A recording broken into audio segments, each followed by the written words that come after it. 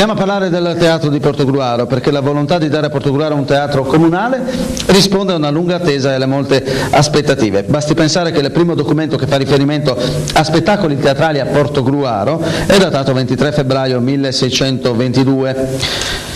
È stato naturale quindi pensare a un nuovo teatro con sede nel nuovo centro storico, è stato naturale individuare a tale scopo l'ex cinema Silvio Pellico di proprietà della diocesi vescovile di Concordia Pordenone. Subito dopo l'acquisto dell'immobile è iniziata la sfida, quella di realizzare il nuovo teatro comunale e avviare una riqualificazione dell'intero ambito urbano in cui lo stesso veniva a collocarsi, ambito urbano però su cui pesano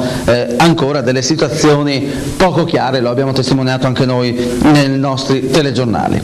Dopo il successo delle due serate inaugurali del 14 maggio e di questa sera, il palcoscenico del nuovo Teatro Comunale di Portogruaro avrà per protagonisti associazioni e scuole del territorio con una non stop di eventi e ingresso libero fino al 20 maggio che offriranno l'occasione a chiunque lo desideri di visitare la nuova struttura. Per quanto riguarda sabato 16 maggio, dalle 14 alle 2 di notte il palcoscenico del nuovo teatro ospiterà una non stop di eventi con protagonisti i seguenti gruppi portogruaresi: Associazione Culturale Porto dei Benandanti, Collegio Musicum Ars Antiqua, Fondazione Musicale Santa Cecilia, Porto del Jazz, Associazione Culturale Musica Arte e Fonofusioni per la Musica, Scuola di Danza Dance Theatre School per la danza, Associazione Teatrale La Gazzaladra e Drac Teatro, Antel per il teatro, Fart Film, Videando, Rap G, Porto dei Benandanti per il cinema.